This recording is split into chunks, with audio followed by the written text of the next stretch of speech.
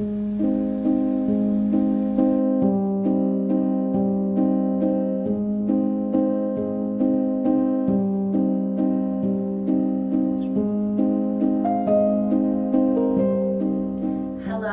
welcome back. I'm so happy that you're here. This week we are talking all things matcha. So I've been a matcha drinker for about 6 months now, and I am completely obsessed. I had tried to get into it for a while, but I just never loved the way I got it at coffee shops. Like, I always feel like it kind of had a bitter taste, or it was way too sweet.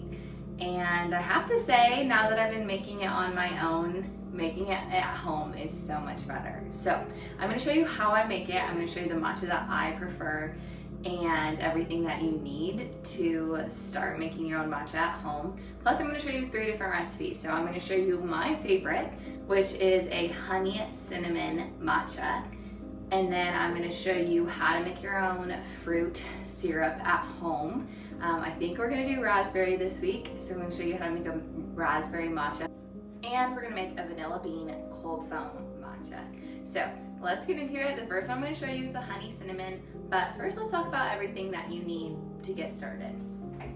So I feel like matcha compared to making your own coffee at home is pretty affordable, really. There's not a whole lot you need. You don't need this big fancy machine to make great matcha at home.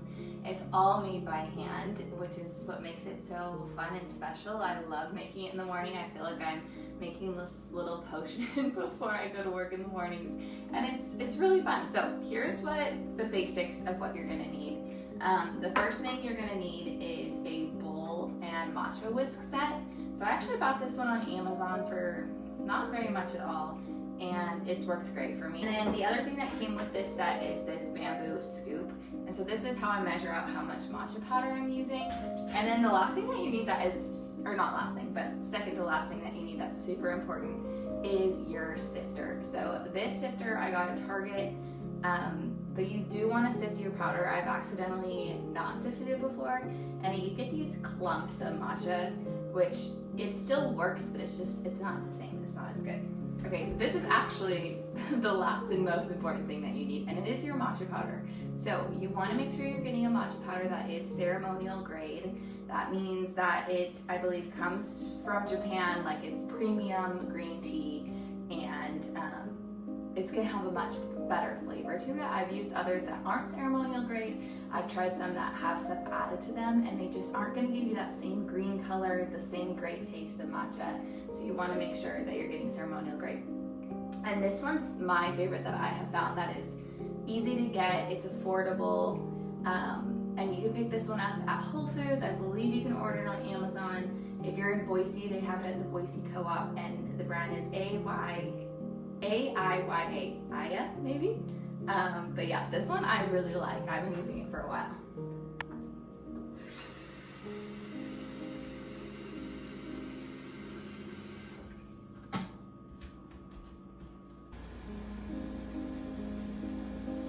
So I like to do 3 scoops of my matcha. I'm kind of running low, so my scoops aren't as probably heaping full as they normally would be, but I do 3 heaping scoops of my matcha powder. And then we're just gonna sift our matcha powder through.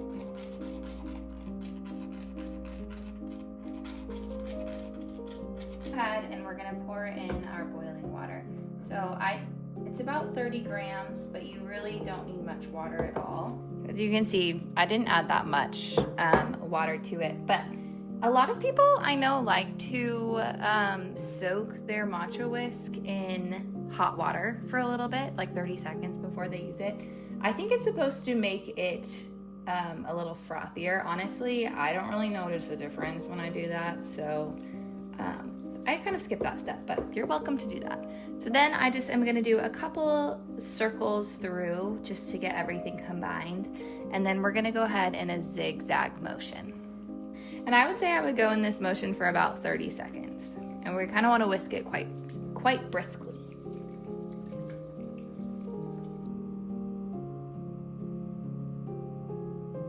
Now we're gonna add in our sweetener.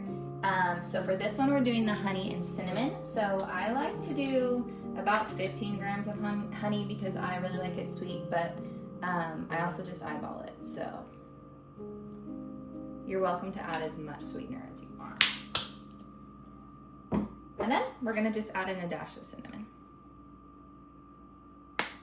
And we're gonna whisk it together again. So now we're just gonna add in our milk. I use just 2% milk, but you can use whatever kind of milk you prefer. And I kind of eyeball it because I just like to know when the color is the perfect green color, it's your perfect matcha color, and you can kind of just tell. But I also can just kind of see where on the bowl that I prefer it.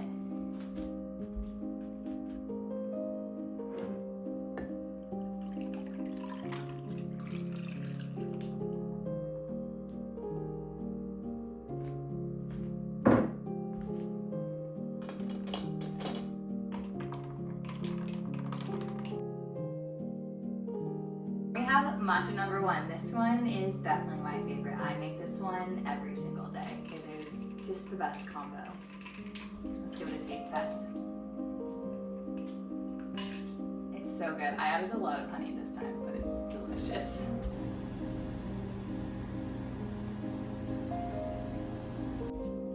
Okay, so the basis for matcha number 2 is the syrup. So we're doing a raspberry syrup today, but you can absolutely use any berry that you prefer and follow the same sort of recipe. What you're gonna need is a cup of the berry that you prefer. So we're doing raspberries. I'm gonna add a little bit of lemon juice to it, about a tablespoon, and then you want 2 tablespoons of your sweetener. So I'm gonna do honey today. You can absolutely use sugar. But it's pretty simple. We're just gonna go ahead and we're gonna cook it down together and strain it, and that's about it. Okay, we're gonna put it on medium heat. And we're going to add our raspberries, about a cup.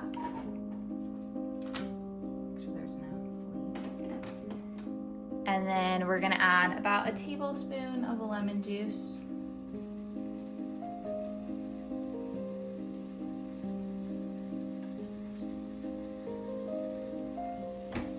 And about 2 tablespoons of honey.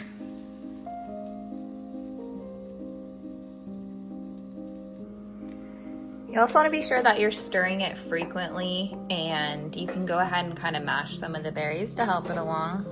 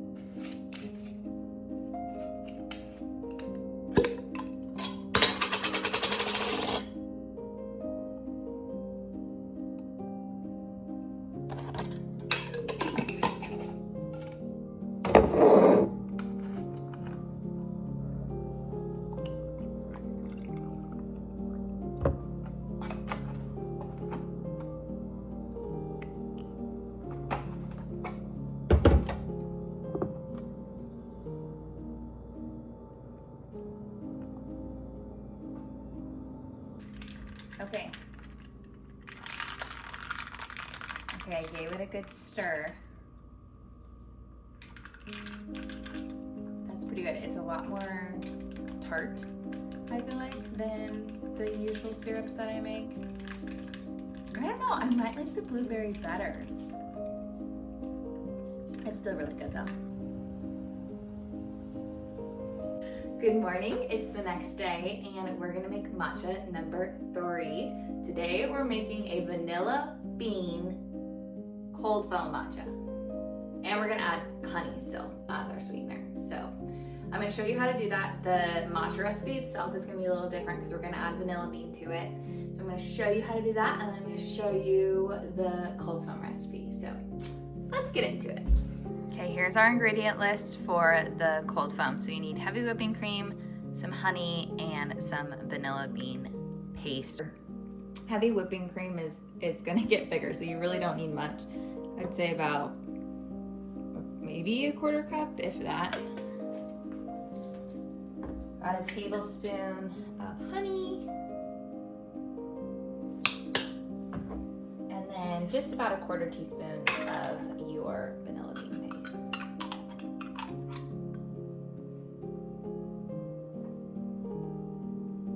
Then we're gonna whisk it together like we're making heavy whipping cream, but we don't want it to get too thick of a consistency. So I'll show you when it's ready.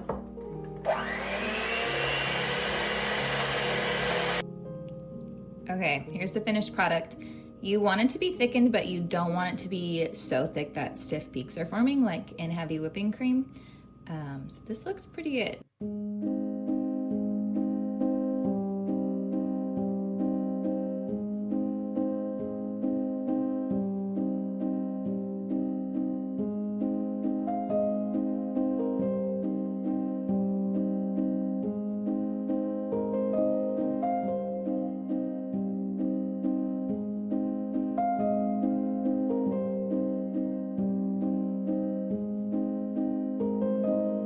This time to my matcha, I'm adding about a little less than a 1/4 teaspoon of vanilla. Just a little drizzle. And then my honey.